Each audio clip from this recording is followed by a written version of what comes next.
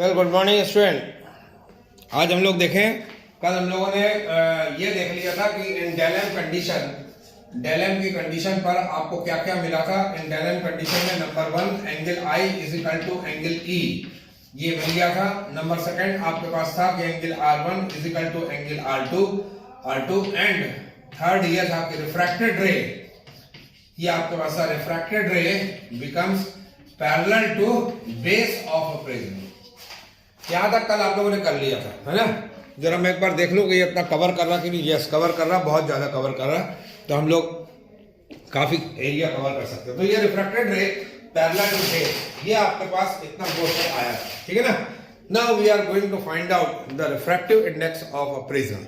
Refractive index of prism निकालने के पहले एक और चीज आती है जो एग्जामिनेशन में बहुत पूछा जाता है, that is sum of angle of incidence and emergent.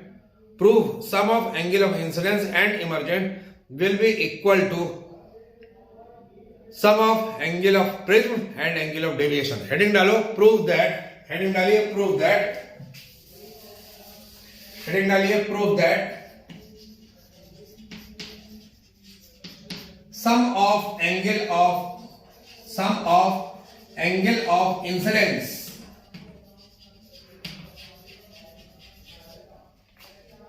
will be incidence and angle of prism and angle of emergence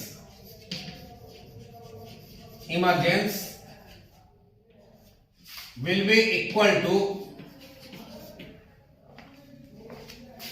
equal to sum of angle of deviation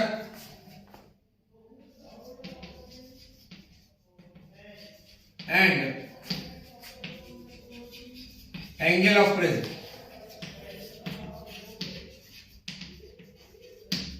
ये आपको प्रूव करने को आता है एग्जामिनेशन में कि prove that the sum of angle of incidence and angle of emergence will be equal to sum of angle of deviation and angle of prism.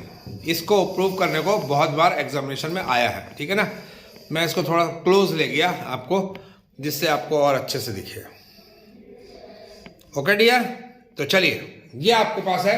We are going to prove this one. Now you see here, ये prism है, this is a prism, ठीक है। Now light ray will fall like this. ये light ray यहां पे fall हुआ, ये perpendicular मैंने ड्रॉप किया, this is a perpendicular line. Okay, this is angle of incidence, ये एंगल ऑफ इंसिडेंस हो गया। अगर प्रिज्म नहीं होता तो सीधे निकल जाता, but this is a refracted रे। Late this is angle R1, यहां पे ये परपेंडिकुलर ड्रॉप किया, ठीक है। Suppose this is R2 and this is angle of emergence. इसको पीछे बढ़ाए तो ये इस पॉइंट के ऊपर इंटरसेक्ट कर दिया।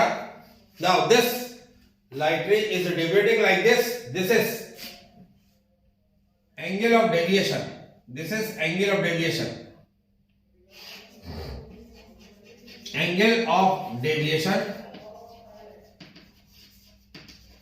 and it is denoted by delta। इसको डेल्टा से डिनोट कर दिया। मैं इसका नाम दे दूं, let this point is U, this is T, this is P, let this is Q, this is R and this one is S।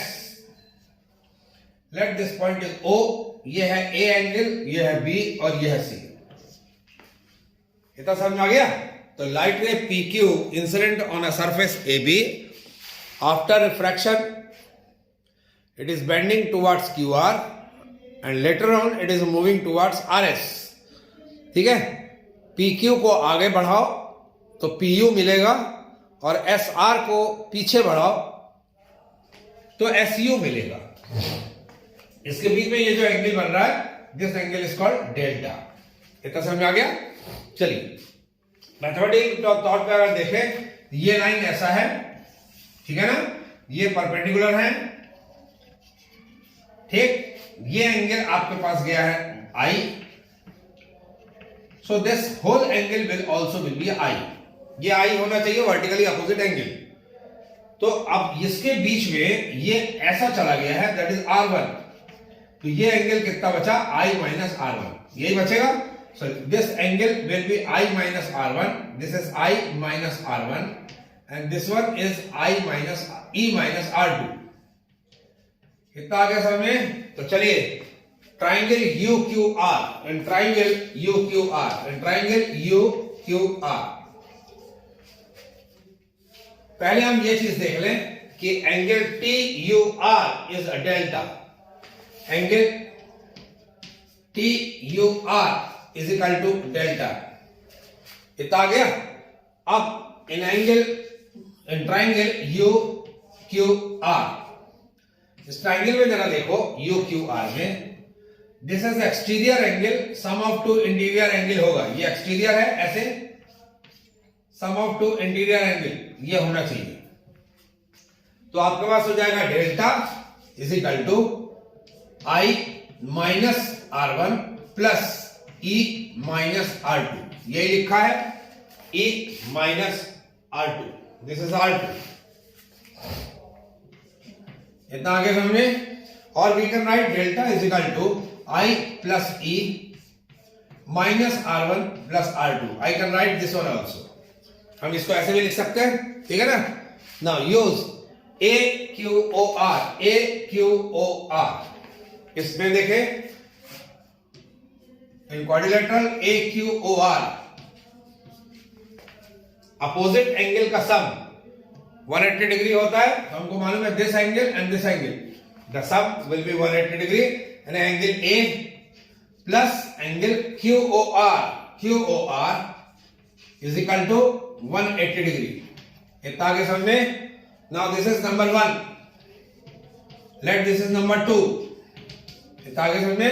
Now in triangle QOR, in triangle QOR, इसके ऊपर लगाएं, so this plus this, angle R1 plus R2 plus angle O is equal to 180 degree, यह आ गया number 3rd, इतना आ गया। Compare second and third, by second and third, by second and third, क्या मिला हमको, जरा देखो, एंगल A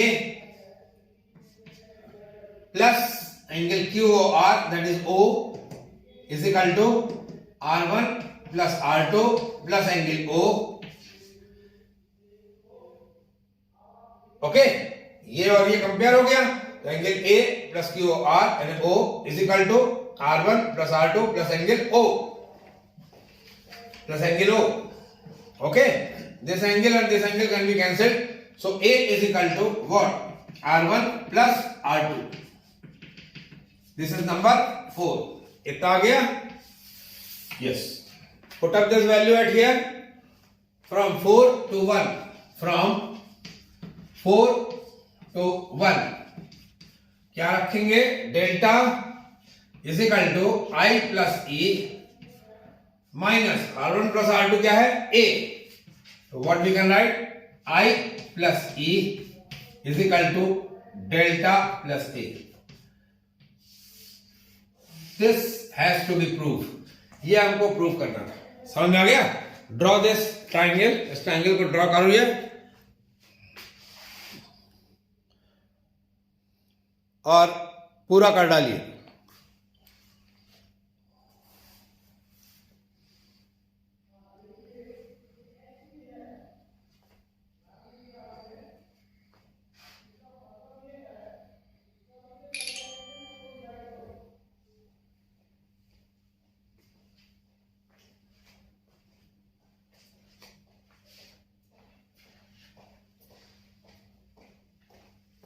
अरे सौरभ सर, ज्योति होगी उससे बोलना फिलहाल सर स्टाफ रूम में है, यहीं चाय दे दो, ठीक।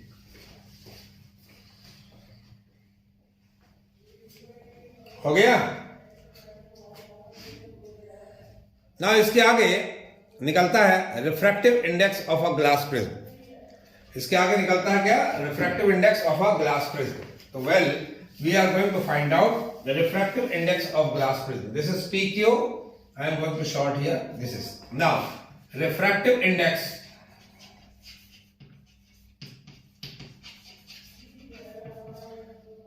of prism for prism. चलिए, now refractive index अगर हमको निकालना है तो इसके आगे ही जब आपको एग्जामिनेशन में रिफ्रैक्टिव इंडेक्स पूछे, यहां से लेकर पूरा करना है, यहां से मत करना, ठीक है ना? पूरा करना है तो आप क्या लिखोगे? In del M condition, del M condition क्या होगा? I is equal to E, यही होगा। तो I is equal to E, so therefore what we करना है? I plus I that is 2I is equal to del की जगह क्या लिख दिया? Del M plus A, so I is equal to A plus del M upon 2। This is number 5th। Fourth के बाद fifth आ गया, समझ में आ गया? Similarly from fourth, from equation 4 क्या होगा? A is equal to R1 plus R2, R1 is equal to R2 is equal to R in del M condition, in del M condition. ये हो गया। तो यहां पे क्या हो जाएगा? A is equal to R plus R, A is equal to R plus R, so that is R is equal to A upon 2. This is number 6. Okay, समझ में आ गया? तो रिफ्रैक्टिव इंडेक्स का फॉर्मूला आप लगा दे, इसको मैं मिटा दे रहा हूं। तो भाई फॉर्मूला ऑफ रिफ्रैक्टिव इंडेक्स क्या होगा यहां पर? नाउ यू से, इसके बाद mu is equal to, we know sine I upon sine R, mu is equal to this. तो यहां आ गया mu is equal to sine, the value of I is what? This is A plus del m by 2, A plus del m by 2 sin R sin A by 2. So this is the formula of refractive index of glass prism. कर डालिए।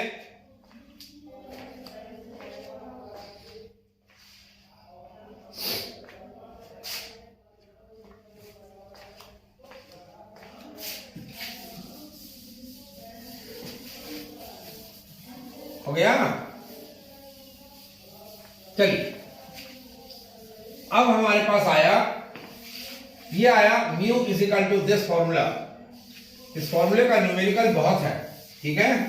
इसका numerical आपको ध्यान से करना है। अब अगर एंगल छोटा हो, that means prism is thin, so for thin prism यहां पे क्या लिखोगे? फॉर कमला एक दो चौक लगा दे जा रहा है। फॉर थिन प्रिज्म क्या हो जाएगा? For thin prism angle becomes small, तो यहां पे लिखोगे फॉर थिन प्रिज्म। प्रिज्म अगर पतला हुआ तो क्या होगा? एंगल कम हो जाएंगे, एंगल छोटे हो जाएंगे। For thin prism angles are small, angles are small. तो चलिए, एंगल स्मॉल हो गया। अगर एंगल स्मॉल हो गया तो क्या होगा? Sine A plus del M by 2 को लिख सकते हैं approximately A plus del M by 2, ठीक है? Similarly sine A by 2 can be written as A by 2 लिख सकते हैं।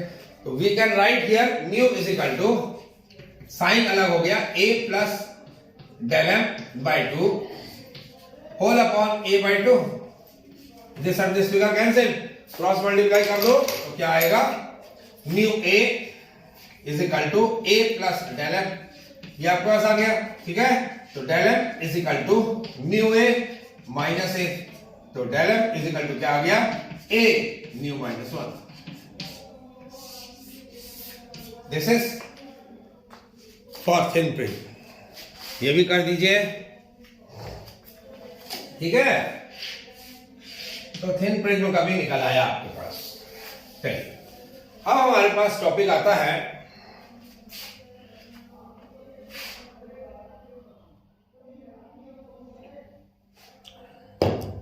अब हमारे पास टॉपिक आता है dispersion. This is the new topic and that is called dispersion. Dispersion. Junior class में क्लास 10th में आप पढ़े हो व्हाट इज डिस्पर्सन. डिस्पर्सन हमने पढ़ा है. डिस्पर्सन क्या होता है कि splitting of 7 colours when white light strikes on a glass prism. यदि किसी ग्लास प्रिज्म के ऊपर व्हाइट लाइट गिरती है तो उसमें 7 कलर्स बाहर निकल जाते हैं. क्योंकि व्हाइट लाइट में 7 कलर्स होता है इसलिए वो बाहर निकल जाते हैं. तो जरूरी नहीं कि सारे लाइट में ही व्हाइट कलर्स, सारे लाइट में 7 कलर्स हो. ठीक है. सो डेफिनेशन क्या बना? It is the splitting of constituent colours present in a light when it falls on a glass prism. Glass prism के ऊपर कोई लाइट गिर जाने के बाद उसमें जितने कॉन्स्टिट्यूएंट कलर्स हैं वो सब स्प्लिट हो जाए. So this phenomena is called dispersion. Right down. It is a phenomena in which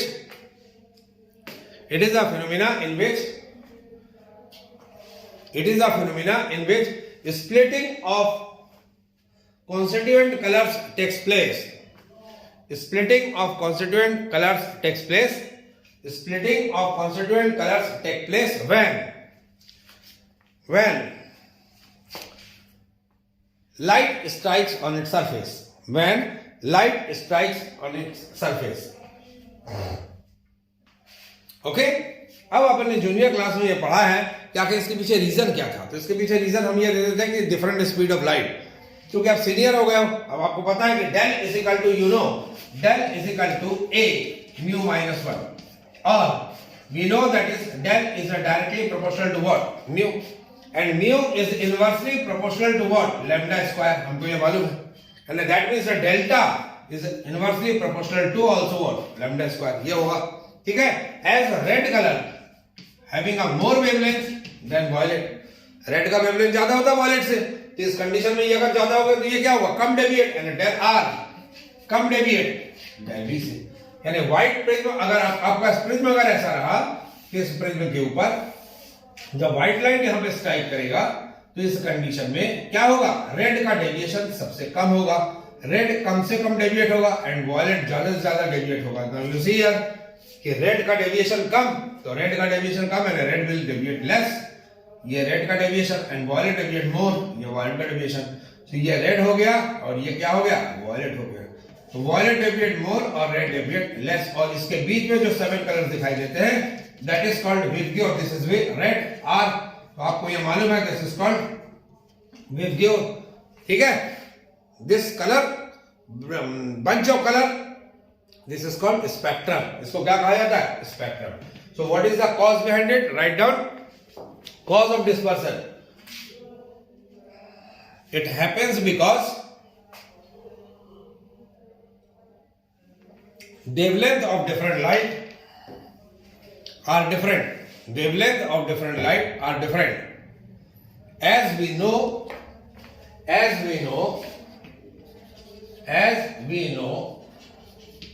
write this.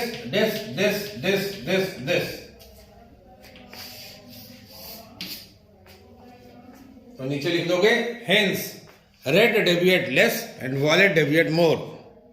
Hence red deviate less and violet deviate more.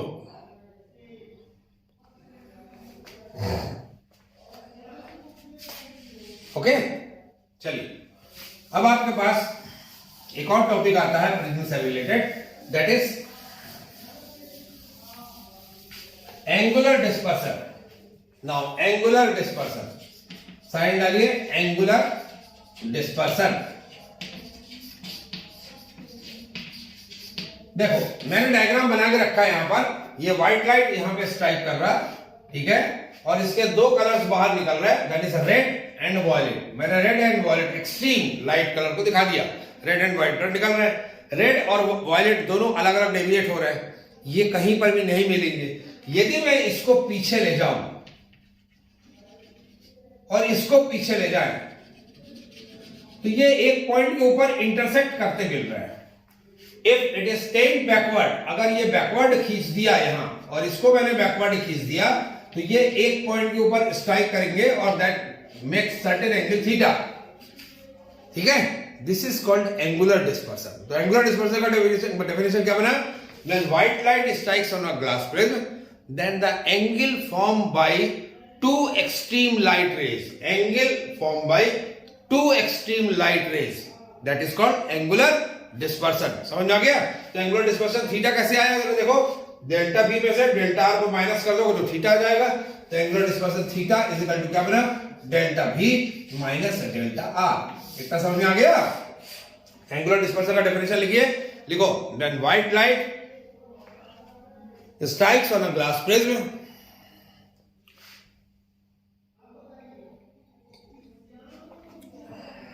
then the angle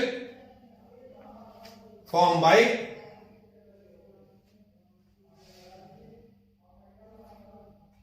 extreme two light rays through a prism is called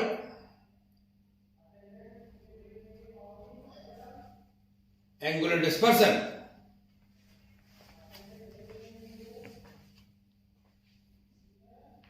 paragraph change करो. If these light ray are red and violet, then theta is equal to del v minus del r.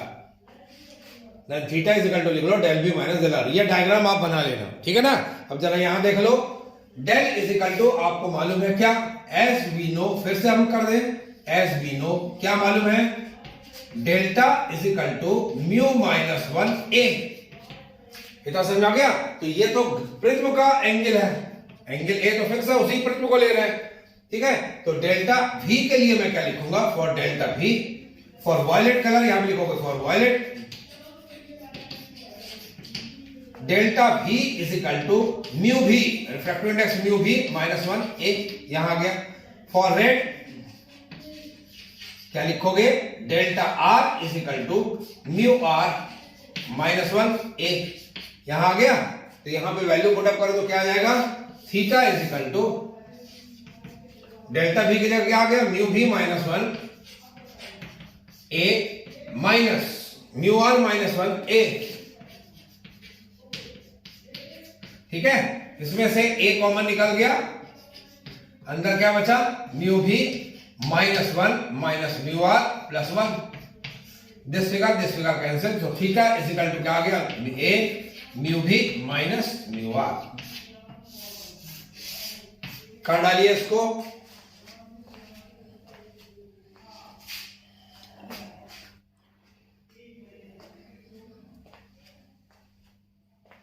ठीक है, कर लिया.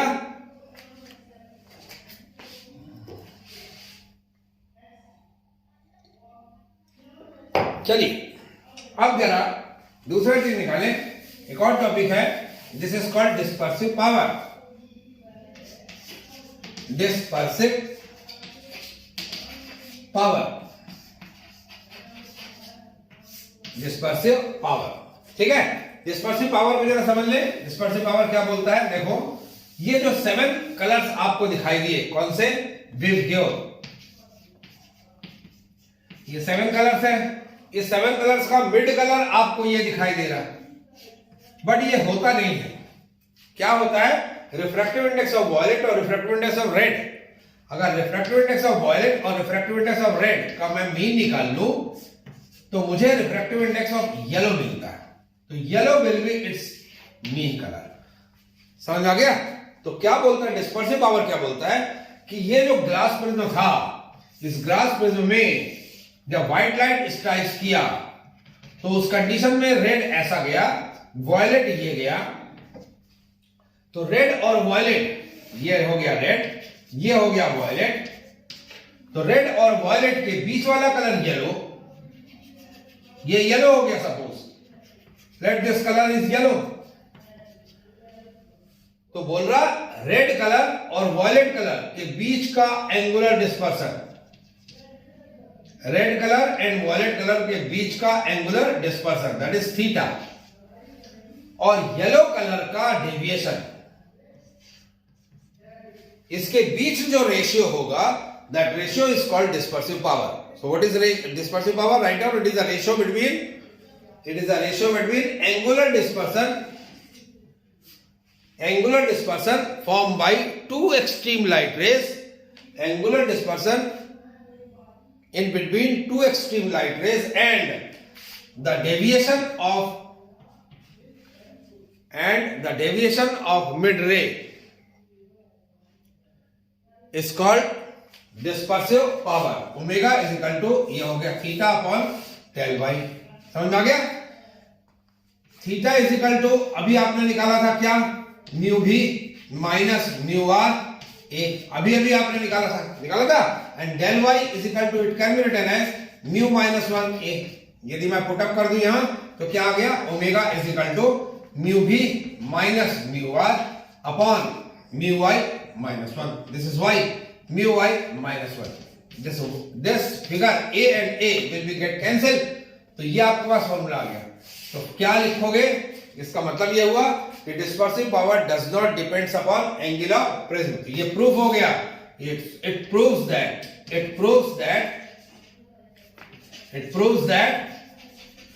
Dispersive power does not depends